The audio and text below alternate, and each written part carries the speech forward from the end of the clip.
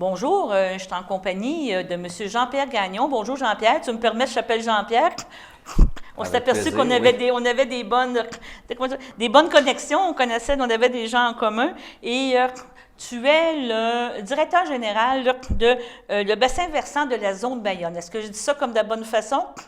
Parfaitement, Daniel. Oui. Je vais juste te demander, parce que même si on est en ondes, de regarder un petit peu plus comme ça va être un petit peu mieux pour la, On parlait d'adaptation, c'est oui, ça? c'est ça, exactement. Et Jean-Pierre, on va commencer par parler de qu'est-ce qu'est la zone bagnole. Ça va être notre premier sujet. Le deuxième sujet, ben, tu es venu ici nous faire, on pourrait dire, un bilan de l'année 2020 qui a quand même été chargé pour la zone Bayonne. Malgré la pandémie, il y a eu beaucoup de choses qui sont passées en 2020 et une petite conclusion, comment qu'on voit l'avenir pour 2021. Je ne sais pas si c'est ça que ça te convient comme, on pourrait dire, plan de présentation. Ça a bien de l'allure. Ça a bien de l'allure. Donc, si on commence par, c'est quoi la zone Bayonne exactement? Quand on entend parler souvent de ça, intervention de la zone Bayonne, c'est quoi exactement? Alors, un organisme de bassin versant, en partant, c'est un organisme qui est basé sur un territoire hydrographique. C'est-à-dire que toute l'eau qui coule dans un territoire s'en va vers une embouchure. Alors, pour ce qui est de la rivière Bayonne, son territoire, c'est 365 km².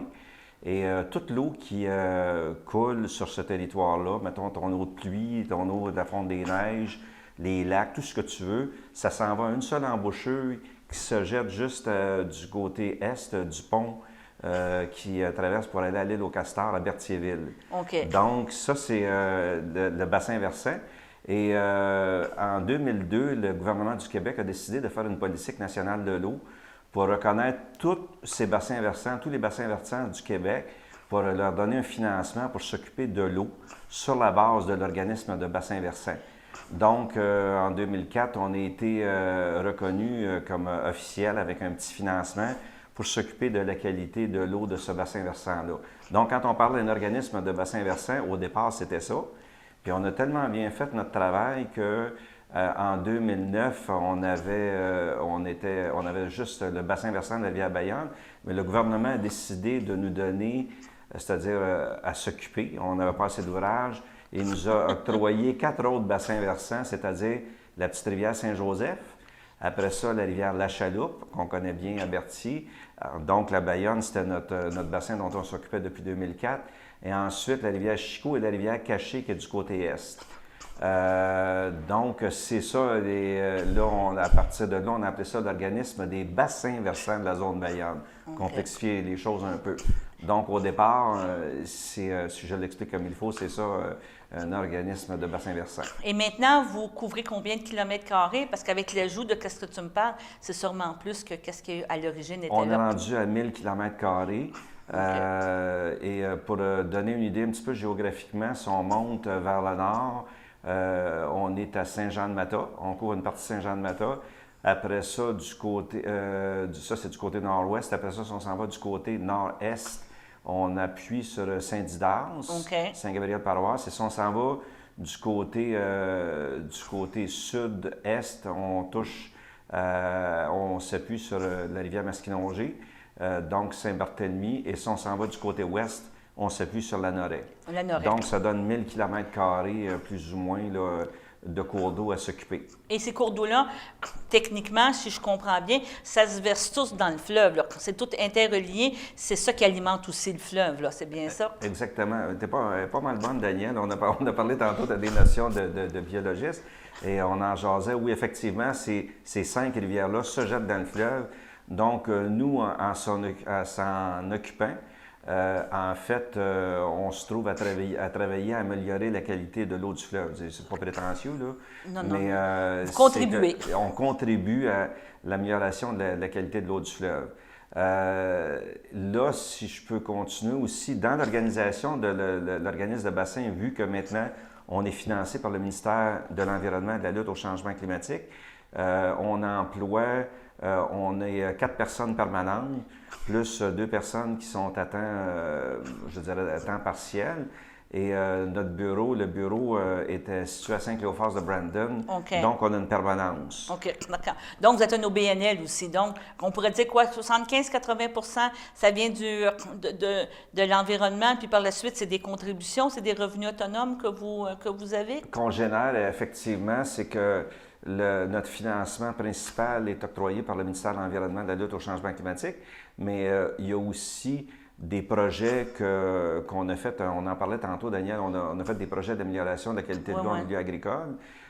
Donc, il y a des argents qui sont venus d'autres ministères comme du MAPAC, mais aussi, il est arrivé à un moment donné qu'on a fait des offres de services de la qualité de l'eau pour des municipalités où il y a d'autres argents qui rentrent, mais c'est à 75 à peut-être à 85 financé par le ministère de l'Environnement. Donc, vous avez un rôle de surveillance, un rôle d'éducation, c'est ça que tu me comprends, et de conseil, on pourrait dire de donner des conseils, donner de la formation pour dire comment gérer les cours d'eau. Est-ce que vous avez aussi un mandat d'émettre des avis, dans le sens que je veux dire, est-ce que vous pouvez arriver à une municipalité ou à des choses, on parlait souvent, on parle de la qualité de l'eau, mais il y a aussi de la protection des berges, des choses comme ça. Êtes-vous capable de donner des avis aux municipalités en disant, c'est de cette façon-là que ça devrait être fait, et vous devriez avoir tel décret ou telle réglementation, ou à ce niveau-là, vous le laissez toujours aux municipalités? C'est une très bonne question. Dans notre cadre de référence, le mandat précis qu'on a, c'est un mandat de concertation. Okay. On doit toujours, nous, si, quand, mettons, une municipalité nous demande d'émettre des avis, bien, on va pouvoir aller faire une étude d'une problématique ou regarder, faire des constats et tout ça, mais ensuite, on va donner des recommandations, mais toujours en essayant d'être un médiateur en quelque part. Un partenaire. Un partenaire par rapport à une problématique qui peut se passer sur un cours d'eau. Comme, mettons, je vais donner un exemple, il y a 2 ans, on avait un mandat d'une municipalité X de faire un suivi de la qualité de l'eau sur une dizaine de points d'échantillonnage. La municipalité nous a engagés, donc on avait des sous pour ça. Et on a remis un rapport à la fin de la saison de suivi de la qualité de l'eau. Et là, la municipalité a pu prendre des décisions et regarder ce qu'elle pouvait faire avec ça. Mais nous autres, on a dit, on recommanderait de faire ça ou ça, mais sans jamais imposer, parce qu'on n'oublie jamais qu'on est un organisme de concertation. De concertation. C'est pour ça que le ministère nous donne des sous. Donc, vos employés, tu me parlais des employés permanents, il y a quoi? Biologistes, il y a toi, à l'administration, mais est-ce qu'il y a des spécialités comme ça qui sont rattachées au niveau de votre permanence? On a 2 biologistes, on a un géographe, on a une adjointe administrative en comptabilité, puis une aide au secrétariat. Et moi-même, donc, c'est ça. On essaie toujours, comme je disais tantôt, là, autour de 6. Là, de 6 personnes. 5 donc, vous êtes très important. Si tu es d'accord, on va prendre une première pause et par la suite, on va parler de l'année 2020. Ça me fait plaisir, Daniel.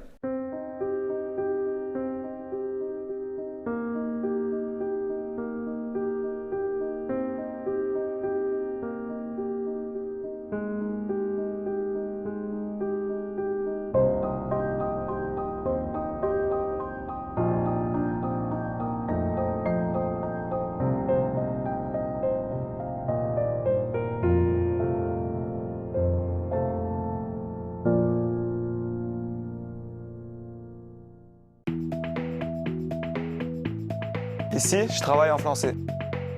On travaille le revers maintenant. Moi, je travaille en français. Au Québec, on travaille en français. Un message d'impératif français. Nous sommes de retour après la pause et c'est d'accord, Jean-Pierre, on va faire le tour de l'année 2020.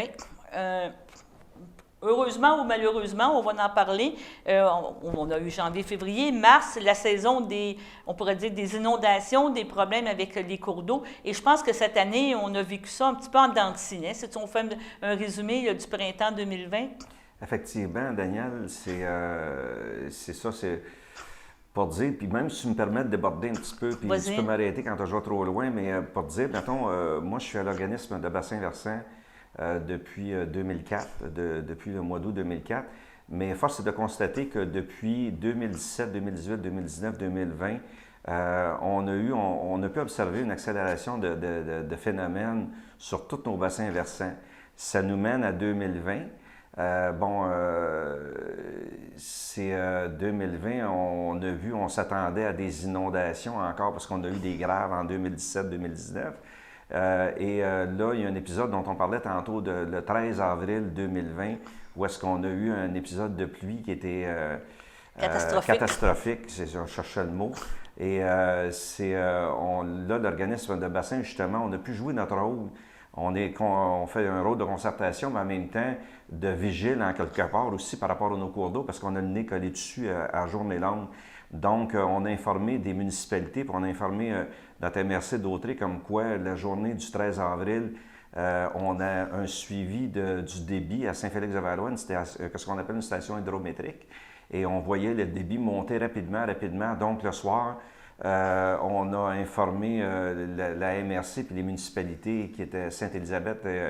On avait Sainte-Élisabeth, Saint-Cuthbert, puis il y avait Saint-Félix-de-Valois qui était menacé aussi.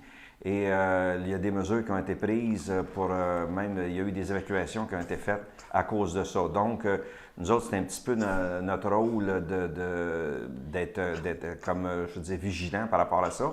Mais après ça, tout de suite après cet épisode-là, c'est là qu'on voit que si on est encore les sceptiques par rapport quand on parle des événements climatiques, à partir de là, c'est qu'il y a eu un gros épisode de pluie, mais tout de suite après, ça s'est asséché assez rapidement et ça nous mène au mois de juin-juillet, où est-ce qu'on a eu des épisodes de sécheresse très préoccupants. Là encore, nous autres, avec notre milieu agricole, vu qu'on était, tous nos bassins versants sont à 60% milieu agricole, on était préoccupés, puis on a pu un petit peu comme accompagner nos producteurs agricoles. Le mot est gros parce qu'on se sent un petit peu impuissant quand on a des pénuries telles qu'on a eu. Oui, c'est ça, parce qu'il y a eu de la sécheresse par après. Là. On a eu des grosses sécheresses. Et là, ça nous pose un problème aussi pour les années à venir. On ne souhaite pas que ça se reproduise, un épisode comme ça, mais on est déjà en mode de tenter de trouver des solutions, puis des façons alternatives de se procurer de l'eau pour nos productions agricoles. Et c'est ça, tu parlais qu'il y avait un projet, justement. Là, on va passer des photos pendant qu'on parle, là, si les gens voient des choses. Mais oui. Tu as un projet que tu me parlais, là, PACES, qui est le programme d'acquisition de connaissances sur les eaux souterraines, pour ceux qui aiment les acronymes. Et c'est une collaboration, c'est un programme 2019 à 2021 sur 3 ans qui est avec l'Université du Québec à Chicoutimi. Ce programme-là qui est très intéressant. Moi, en tout cas, Zone Bayonne, on l'a demandé depuis 2006. Donc, et on était un petit peu le parent pauvre parce que les 75% du Québec qui était déjà couvert. Et là, ils sont arrivés, puis on leur en est très reconnaissant. Et ça, qu'est-ce que ça fait? Qu'est-ce que ça mange en hiver? J'ai vu ça quand Daniel tu me disais ça tantôt. C'est qu'il y a plein de stations d'échantillonnage pour savoir c'est quoi la quantité et la qualité de l'eau qu'on a en dessous des pieds. Ce qu'on n'avait pas, nous, par rapport aux autres surfaces. Et là, bien, sans le savoir, ils sont arrivés en 2019, ils sont là jusqu'en 2021. Mais on est en plein dedans, donc on va pouvoir documenter ce qui s'est passé aussi en 2020 avec les pénuries qu'on a eues. Donc ça, pour nous autres, c'est très important. Puis on a bien hâte de voir le rapport qui arrive l'automne 2021. Et éventuellement, c'est parce que ça va identifier des sources d'eau, on pourrait dire souterraines, qu'on pourrait, je ne veux pas dire le mot harnacher, là, mais utiliser pour pouvoir s'assurer qu'on a quand même encore de l'eau dans ces rivières-là. C'est ça qui est important? Ça va nous donner justement un bon portrait de la quantité, comme je disais, puis des fois la quantité puis la qualité, comme des fois tu fais des relevés, comme on pense au sud de Saint-Norbert, puis déjà on sait qu'au sud de Saint-Norbert, des fois tu as des quantités assez phénoménales d'eau, mais c'est toute de l'eau salée, tu as des poches d'eau salée. Ah oui? Ça, on sait déjà, c'est des vestiges de la mer de Champlain.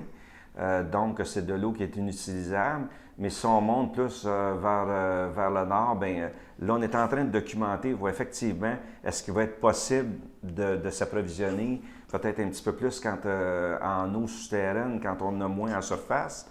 Donc, c'est ce qu'on va savoir en 2021. Ah, Là, mais présentement, là, c'est en cours. C'est quand même assez impressionnant aujourd'hui, qu'est-ce qu'on peut faire, là, puis pouvoir améliorer justement notre qualité d'eau, premièrement.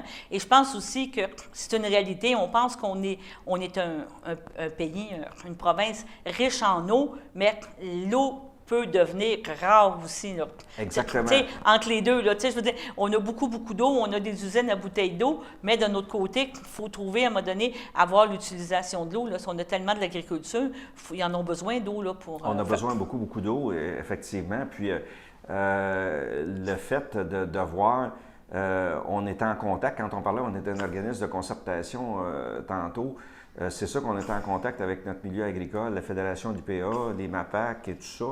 Et que là, au mois de septembre 2020, c'est une préoccupation réelle. C'est vraiment une préoccupation là, quant au fait qu'il y a eu des lacunes au niveau de l'approvisionnement juin-juillet 2020. Donc, on va dire, on a le piton allumé là, pour l'avenir. Et, oui, juste en passant, je vais rajouter aussi que quand tu parlais tantôt du PACES, Programme d'acquisition de connaissances sur les eaux souterraines, on a eu l'honneur, le 25 juillet, d'avoir justement une belle conférence à Saint-Norbert. On va montrer des images, justement. Ouais. C'est ça qui est... Et ce qui était fort intéressant dans cet atelier-là, cette conférence-là, c'est qu'il y a une madame, une hydrologue qui s'appelle Anouk Ferrou, de l'Université du Québec à Chicoutimi, qui avait une super maquette, vous la voyez dans les photos, une maquette où est-ce qu'on pouvait voir la contamination à un moment donné par rapport à quand on intervient à la surface, une maquette qui nous montrait les types de sols, les types de granulométrie qu'on avait mettons, dans le sol. Comment est-ce que c'est fragile des fois aussi à tenir compte que des fois à partir de la surface, on peut contaminer nos eaux souterraines. Oui, c'est ça, c'est l'importance aussi.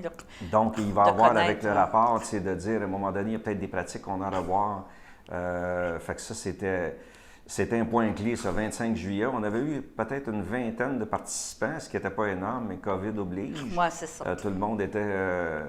Tout est bien protégé. Effectivement. On pense que ça se passe ailleurs. C'est d'accord avec moi avec les événements 2020, mais il y a eu quand même 2 périodes importantes, on pourrait dire, d'algues, de choses qui se sont passées dans la région qui peuvent devenir préoccupantes. Hein? On a parlé de cyanose, c'est ça que je dis de bon terme? Oui, de cyanobactéries, effectivement. Les lentilles d'eau. Les lentilles d'eau. On va montrer des images aussi. Tu peux-tu nous en parler un petit peu? Ces événements-là, ils sont préoccupants un petit peu là, pour la zone Bayonne. Hein? Bien, dans Bayonne, justement, quand je parlais tantôt, quand on est parti de 2017, là, on fait un bilan en 2020, mais on est parti de 2017.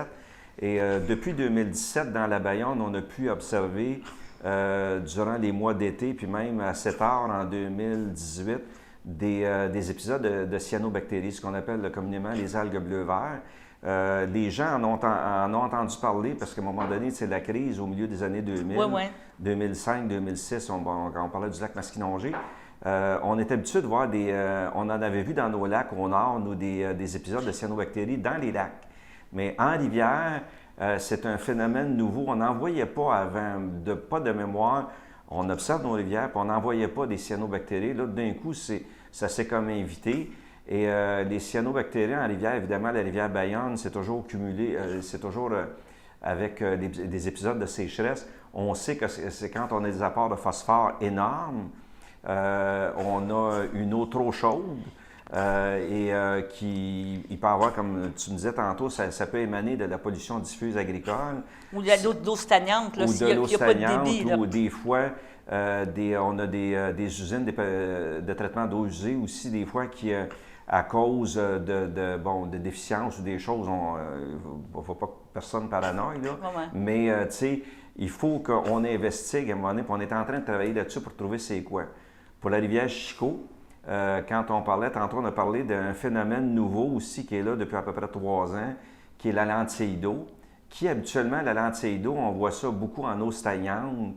La lentille d'eau est moins préoccupante en quelque part au niveau de la qualité de l'eau que les cyanobactéries. Mais sur la rivière Chico, on fait le suivi et depuis 3 ans, on voit durant l'été, à un moment donné, un tapis vert Puis j'ai une anecdote, il disait que en France, ils ont ça depuis à peu près 25 ans. Et à un moment donné, il disait, il y a un gars qui était après s'amuser avec son chien, puis le chien courait, à un moment donné, puis il a lancé la balle dans l'étang. Ah, mon Dieu. Puis que le chien, à un moment donné, est arrivé, mais quand il est arrivé vis-à-vis de l'étang, il a planté, il a fait la culbute, parce qu'il pensait que c'était un tapis, c'était du gazon. Ça vient comme vraiment un tapis. Mais là, donc, la Chico nous... puis ça, c'est arrivé à peu près en même temps. Bayonne et Chico, à peu près 2016-2017. Oui, OK. Donc, on fait le suivi de la qualité de l'eau, mais en même temps, on observe quand on est là. OK, c'est très bien. Ouais. Deux autres événements que vous avez faits durant l'été, on va les relier ensemble, mais nettoyage des berges. Hein? Ça en avait fait sur le Chico, ça en avait fait aussi une partie à l'île du Pas. C'était assez surprenant qu'est-ce que vous avez pu sortir de l'eau. C'était Quel bel événement, oui. Ouais, c'était deux. Ouais, mais c'est quand même, encore en 2020, on reste quand même surpris de voir qu'est-ce qu'on ressort de nos rivières. Quand vous faites le nettoyage des berges comme ça, vous devez à chaque fois, je ne vais pas dire le mot tomber sans connaissance, mais tu dois dire, ça n'a pas d'allure, qu'est-ce qui a été jeté dans les rivières? Oui, puis, tu sais, Daniel, en même temps, quand on est arrivé, je commence par le Chico, on a eu une collaboration d'un groupe qui s'appelle les Amis de la Chico, groupe de citoyens qui sont venus donner un coup de main. Puis c'était grâce à une collaboration du pôle, il faut que je le dise comme il faut, récréo-touristique de Berthier, là, qui opère le ponton, la traverse des îles. Et ça, c'était le 7 juillet de mémoire. C'est ça, se sont mis ensemble et on a nettoyé 2 km à partir de l'embouchure de Chico en montant vers l'amont. Et tu as raison, ce qui est sorti de là, on est resté, les gens, la mâchoire te décroche parce que oui, il y a du stock. Puis en même temps, c'est que là, on a constaté que c'est du stock qui a été laissé par 2017 et 2019. Okay. Avec les grosses inondations qu'on a eues. Okay. Donc, c'est des rejets de l'inondation. Des rejets de l'inondation. C'est pas autant du dépôt volontaire. Là. Je ne sais pas si tu comprends ce que je veux dire. C'est pas quelqu'un qui a pris des pneus ou des choses puis qui l'a jeté à l'eau pour s'en débarrasser. Là. Exactement. Donc, on pense notre hypothèse, c'est que c'est bien du stock qui a été amené par le fleuve durant ces 2 années-là. Et sur le Chico, de mémoire, ce qu'on a sorti, c'est il y avait des réservoirs de propane, des choses comme ça, pas d'allure. Beaucoup des barils de plastique qui viennent de quai, du verre, des pneus, beaucoup de stock, 460 kg de mémoire à peu près, sur ce premier voyage-là. Et après ça, on a pu récidiver, on en a fait une au mois d'août, et que là, comme tu as dit tantôt, que tu as cité tantôt, c'était l'extrémité est de l'île du Pas. On a eu la chance d'avoir la mairesse, Mme Marie-Pierre Aubuchon, qui était avec nous autres aussi, avec des citoyens qui sont venus. Et là aussi, on a sorti pas loin de 500 kg. Là. Donc, ça veut dire que dans 2 voyages, à peu près d'autour de 4 heures, on a sorti pas loin d'1 tonne métrique de stock. Et les gens sont surpris. Écoute, sur la deuxième fois, c'était sur une devanture d'à peu près 20 mètres à partir de la ligne d'eau, aller en rentrant vers l'intérieur de l'île, sur à peu près 400 mètres là, de façade. Donc, on a sorti écoute, des vestiges de matelas, des pneus, encore même piscine pour enfants. C'est du stock qui descendait Qui descendait. Mais ça représente quoi? 1/10, 1/100 de peut-être le stock qui est encore dans ces rivières-là? Tu m'amènes en quelque part où est-ce que je suis bien content d'aller, Daniel? Ça, c'est le fun, okay. Parce que c'est effectivement, c'est un projet pilote qu'on a fait et on projette pour 2021. On est en train de tout attacher des fils ensemble pour faire un projet de peut-être une 20aine de sorties pour aller faire finir la job. Parce qu'on sait qu'à nos embouchures de rivière, il y a encore beaucoup de stock et peut-être pour l'île du Pas aussi. Puis on peut remercier Desjardins d'Autrey qui nous a donné. Desjardins d'Autrey est un très, très bon partenaire d'ailleurs qui aide la traverse des îles. Mais Desjardins d'Autrey nous a donné un coup de main aussi durant l'été passé. Et ça, c'était 2 sorties qu'on a faites, mais l'été prochain, on est plus ambitieux. On souhaite de faire un projet où est-ce qu'on pourrait aller, si possible, tenter d'avoir un meilleur impact puis de finir la job, comme De on finir dit. la job et tout ça. Oui. D'accord. Et c'était d'accord avant qu'on aille à la deuxième pause. On va parler d'un beau projet qui a peut-être eu une belle aventure. On pourra parler là, au début de la semaine, au début du mois de décembre, qu'il y avait eu un embarque, là, c'est bien ça, au Oui. niveau de la Bayonne. Et grâce à vos interventions, on va montrer des images justement, vous avez réussi à la défaire et ça avait vraiment, c'était en prévision des impacts vraiment importants qui pouvaient avoir lieu cet hiver et au printemps prochain. Là. Vous avez convaincu que ça n'avait pas d'allure encore là. C'est comme tu disais, c'est peut-être des déchets, des inondations ou des choses comme ça, de la rivière, là, quand la débâcle se fait au printemps. Là. Effectivement, ça me fait plaisir d'en parler, Daniel. Il y avait un embarque là, au niveau de la rivière Bayonne et suite à des sensibilisations, vous avez réussi avec le ministère du Transport à faire enlever ça. Peux-tu nous en parler un petit peu? Avec plaisir. C'est ça, c'est que faire une mise en contexte sur le pilier principal du pont de la 138, qu'on appelle, si ma mémoire est bonne, le pont Joseph-Alfred Mousseau, je pense. Oui. Ce pont-là, la pile centrale, retient toujours des débris. Parce qu'une rivière, c'est dynamique en quelque part. Oui, il y a les périodes, il y a les crues, il y a les inondations et tout ça, mais la rivière va toujours amener son lot de bois et de débris.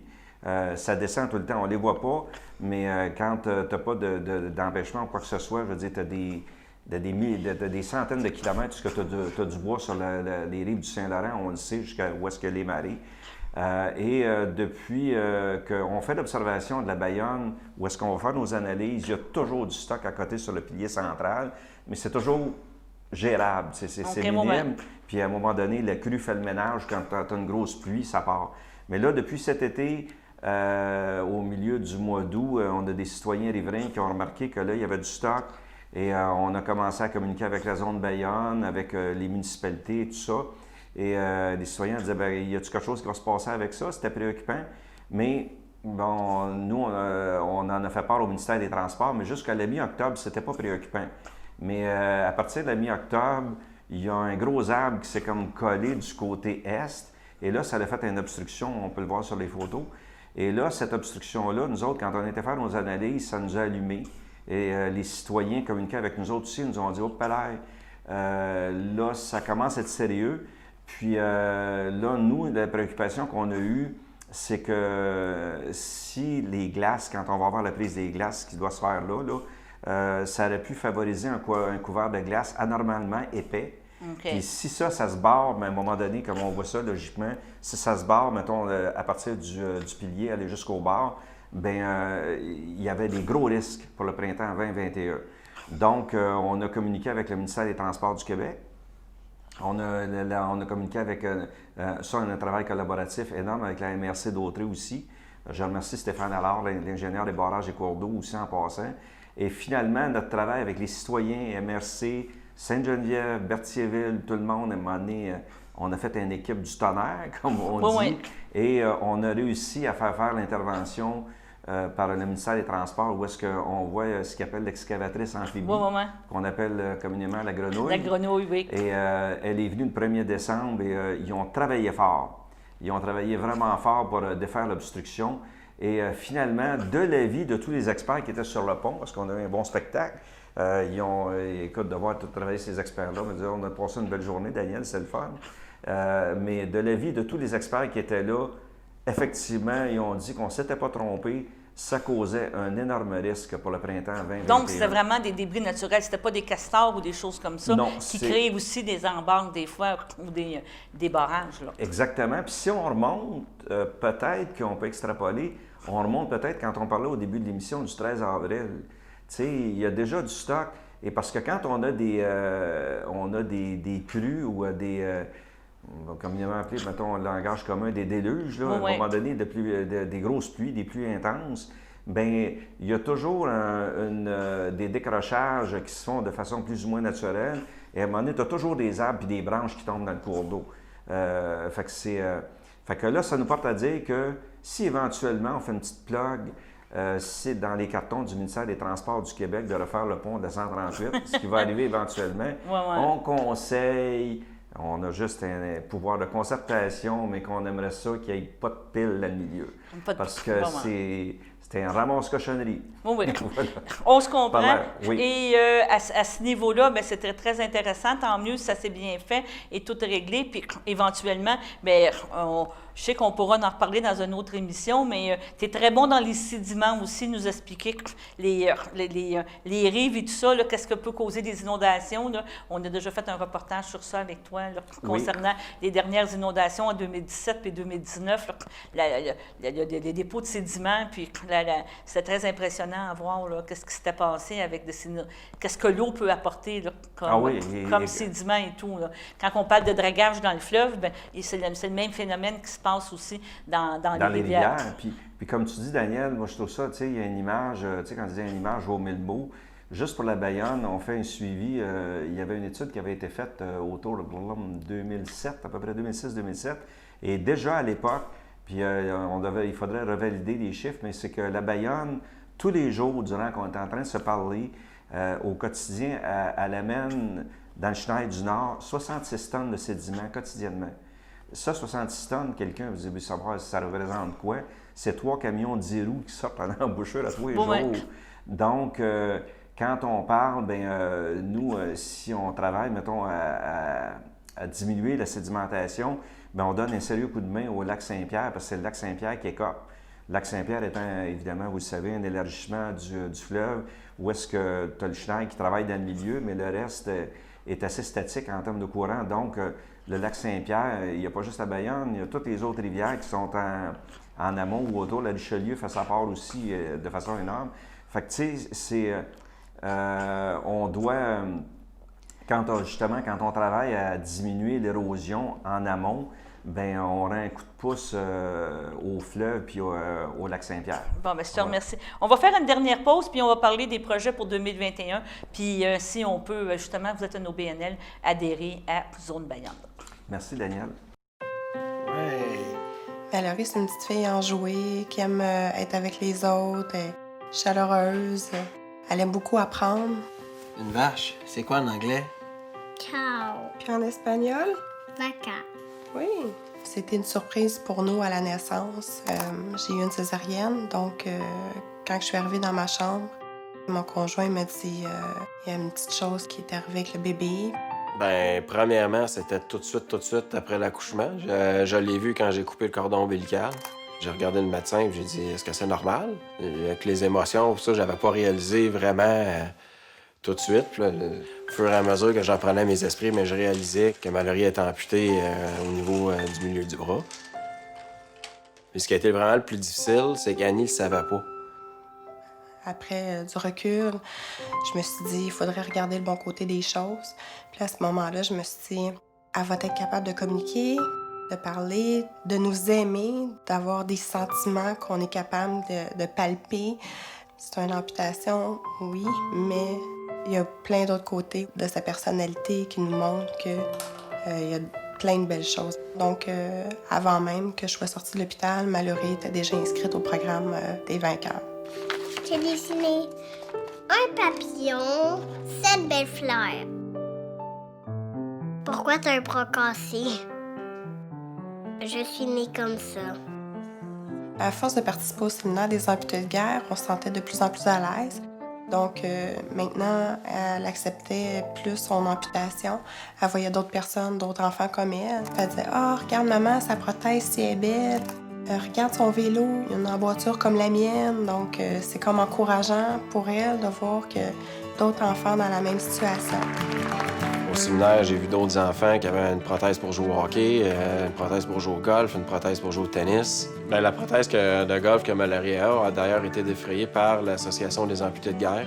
L'idée du golf vient aussi de Mallory parce que c'est elle qui m'a proposé qu'elle voulait jouer. Puis elle était tout le temps très, très enthousiaste d'aller jouer au mini-pot. Elle adorait ça. Tu vois ici, là, entre les deux bosses que là, le trou est là, pas trop fort, OK? T'es capable.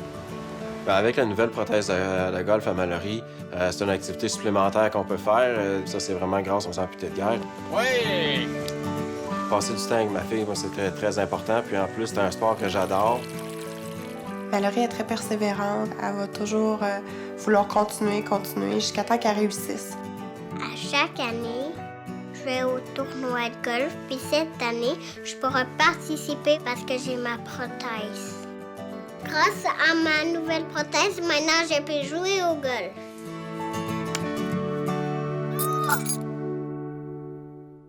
Nous sommes de retour avec M. Jean-Pierre Gagnon, qui est le directeur général des bassins versants de la zone Bayonne. Et en terminant, M.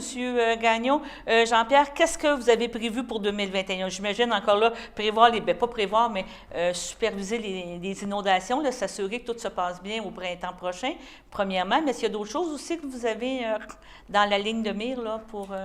On a 2 projets qui sont fort intéressants. C'est que on sait que les municipalités, pour le 16 juin 2022, doivent, les MRC, les municipalités doivent présenter ce qu'on appelle, mon acronyme, le plan régional de gestion des milieux humides. Okay. Ça punch comme acronyme. Et ça, c'est une obligation gouvernementale qui est donnée au milieu municipal. Ils doivent déposer un plan, c'est à savoir faire un inventaire complet des milieux humides qu'ils ont sur leur territoire. La raison en est fort simple, c'est que quand on sait, on en entend parler depuis longtemps, c'est que les milieux humides, en quelque part, rendent des services énormes en termes je dirais, de rétention d'eau. De filtration. De filtration, de réserve, mettons, pour la biodiversité. Donc, il n'y a plus besoin d'énumérer, vous connaissez on a une très belle tourbière ici, je pense, qui joue ce rôle-là très important dans la région, oui. Exactement. Donc, vu que les municipalités et nos MRC doivent présenter ce plan-là, plan régional de gestion des milieux humides, ils ont fait appel à leur organisme avec un S de bassin versant, soit Cara, Bayonne, Masquinongé, là, pour régionalement. Ouais. Et là, on a 2 mandats, c'est-à-dire avec la MRC de Joliette et la MRC d'Autrey, de les accompagner là-dedans pour aider à aller évaluer les milieux humides sur le territoire. C'est des territoires, dans le fond, là, dont on a la responsabilité ensemble. Ça, ce qu'on va avoir à faire, c'est justement d'aller évaluer la valeur des services écologiques que ces milieux humides-là donnent aux municipalités. Donc, évidemment, dans cet énoncé-là, qui est de la loi 132 du ministère de l'Environnement du Québec, là, ce que je disais tantôt pour le 16 juin 2022, l'énoncé, c'est qu'il ne faut plus qu'il y ait il vise d'avoir 0 perte nette. Okay. Parce qu'on sait qu'on en a perdu des milieux humides et c'est un peu, quand on parlait tantôt, Daniel, on peut extrapoler et penser que justement, quand on a des épisodes de crue et des épisodes de sécheresse, sont beaucoup plus sévères, mais parce qu'on a un déficit énorme en termes de milieux humides. Oui. Donc, il ne faut plus qu'on en perde. Donc, notre mandat, c'est d'accompagner nos MRC, puis c'est des services qui sont rétribués. Ça, c'est pas désagréable pour l'organisme. Ben oui. Donc, pour 2021, on est en train de s'aligner là-dessus et notre expertise va être mise à profit pour aller voir des espèces menacées. C'est quoi le milieu humide? À un moment donné, tu peux avoir des milieux humides qui sont en périphérie de milieux urbanisés. Où ce que ça amène comme, mettons, même... tu l'as dit tantôt, quand on regarde, on pense aux tourbières de Lanoraie. Écoute, c'est même pour notre agriculture, dans Lanoraie et Sainte-Geneviève, ça amène beaucoup. Et que quand on parle, ne jamais oublier non plus que notre archipel du lac Saint-Pierre, que CTRB, écoute, Jean-Pierre va plugger, CTRB, vous faites tellement, vous aidez, c'est votre territoire. Bien, l'archipel du lac Saint-Pierre, c'est un énorme milieu humide.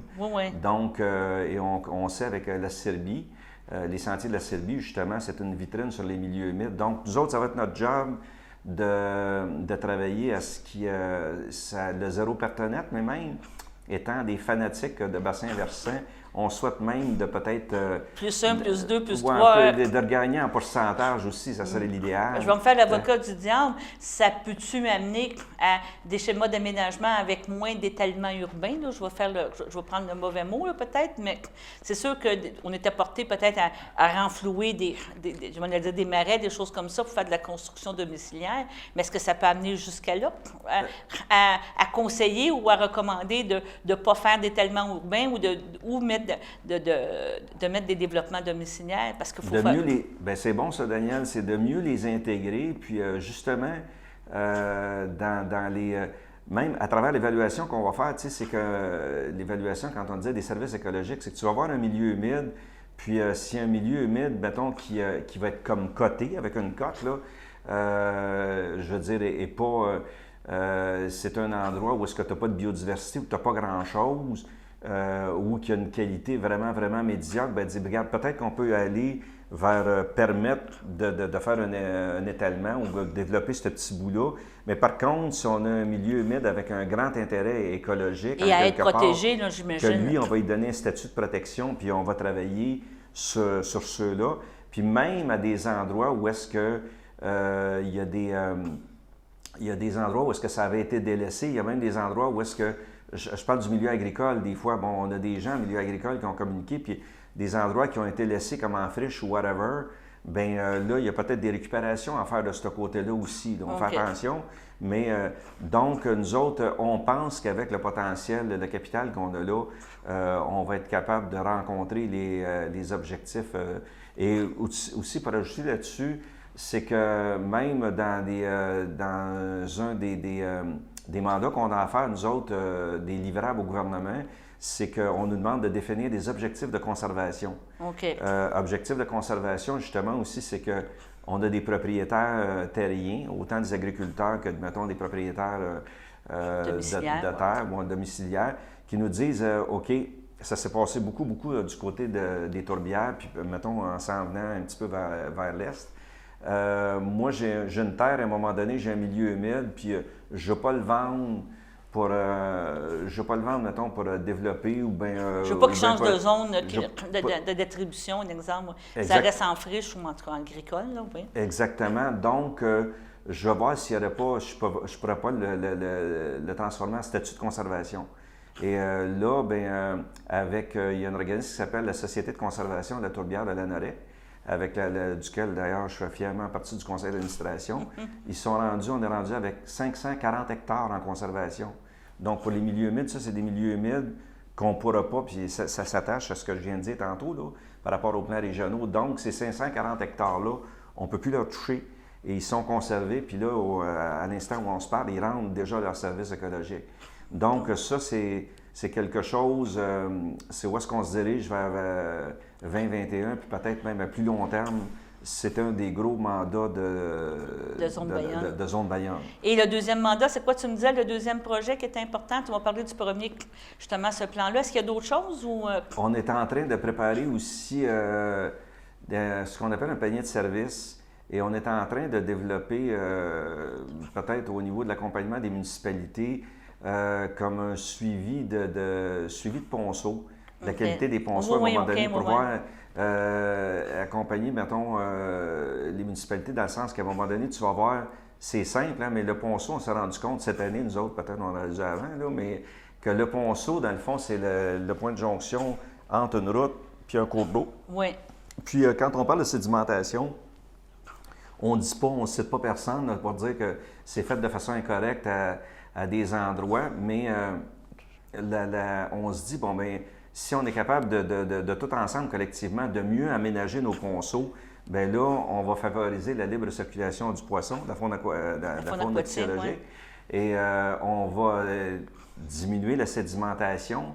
Et on sait que par rapport au changement climatique, bien, on doit être très vigilant sur ce côté-là. Fait que là, on commence à développer ça avec les municipalités. Oui, on a vu un reportage justement sur Saint-Barthélemy dernièrement. Je ne sais pas si tu as vu ça, la facture, là, qui ont parlé à qui appartient des ponceaux, puis remettre en état des ponceaux, parce que premièrement pour la circulation, mais deuxièmement aussi pour l'écoulement et tout. Là, Bel job de concertation à faire là-dessus. Puis au bout de ça, on accompagne aussi les municipalités par rapport à quand il y a des problématiques de castors. Castors, encore, c'est toute une histoire. C'est qu'on apprend, nous autres, c'est que c'est sûr que les castors, plus qu'on s'en vient dans la vallée du Saint-Laurent, ils ne sont pas aimés, les mal aimés, parce qu'ils font des barrages et tout ça. Mais c'est sûr que si on pense, en quelque part, bien, on occupe le territoire. Mais nous autres, maintenant, on préconise que quand on monte vers le nord et qu'on est en couvert forestier, on est en boisé, bien, il ne faut pas systématiquement tout le temps défaire les barrages de castors, parce que là, on se rend compte que c'est des créateurs de milieux humides aussi. Oui, OK, oui. Qui font des ils ne sont pas là pour rien, là, autrement dit. Exactement.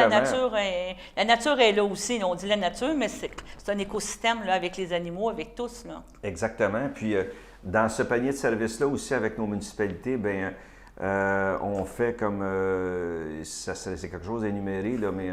On en fait plein de services, comme des fois, on veut continuer aussi s'il y a des suivis ponctuels de suivi de la qualité de l'eau de surface. Si on en fait, on fait aussi le suivi, quand on parlait tantôt, Daniel, parce que vous avez une formation de biologiste, on fait le suivi, puis on est en continu pour le suivi des macro-invertébrés. OK, benthiques, oui, c'est vrai, les petites bébites en dessous des roches. Oui. Ça, on a une équipe au bureau ils ont le nez d'un binoculaire là, présentement, puis on fait... ça sert à quoi faire ça? Bien, c'est qu'on va gratter des petites roches en dessous, dans le fond de la rivière, et selon on appelle ça des indicateurs biologiques, selon la qualité des macro-invertébrés qu'on retrouve en dessous des roches, bien, on peut évaluer la qualité d'un cours d'eau. Oui. C'est moins onéreux que d'aller avec les bouteilles puis d'aller au laboratoire pour aller en Oui, physico-chimique. non, c'est très intéressant. Donc, vous avez beaucoup de travail. Je pense que tu n'auras pas le choix. Il va falloir que tu reviennes en 2021 nous reparler Ça va me faire plaisir. du versant. Ça va me faire plaisir. Et comme tantôt, on disait au début, vous êtes un OBNL, donc à la recherche de membres, j'imagine, les gens peuvent s'impliquer. Ça fait quoi? C'est supporter la cause ou vraiment, quand il y a des cas, comme on disait tantôt, nettoyage de berges, de plein de choses, il y a possibilité de participer avec vous à la conservation des bassins versants? Bien, c'est bon, Daniel, merci de m'amener sur ce sujet-là. C'est que vous pouvez devenir membre en tapant le site Internet, c'est www.zonebayonne.com, Oui. bayonne.com. Et quand vous devenez membre, bien, ça vous donne quoi être membre? C'est que vous pouvez, à l'Assemblée générale, à la fin de l'année, devenir membre du conseil d'administration. On est articulé par un membre de 18 administrateurs, présentement, qui regroupe tous les secteurs de l'eau, agricole, urbain, citoyen, donc tout ce qui touche à l'eau, industriel, est composé dans ce comité, ce conseil d'administration-là. Et quand vous êtes membre, vous êtes capable, évidemment, de faire partie du conseil d'administration, ce qui est une bonne chose. Et en même temps, bien, on vous donne peut-être plus de suivi si vous voulez poser des gestes concrets. Ce dont on parlait tantôt quand on a fait durant l'été des corvées de nettoyage, ou quand vous êtes membre, bien, vous pouvez, il y a encore plus de possibilités de venir participer de façon concrète à prendre soin de vos cours d'eau. Bon, bien, Voilà. je te remercie beaucoup. Donc, c'est une invitation à tous. Merci d'être venus nous voir ici faire un bilan de l'année 2020, puis on espère se revoir en 2021. Ça m'a fait très plaisir, Daniel. Merci beaucoup. Merci.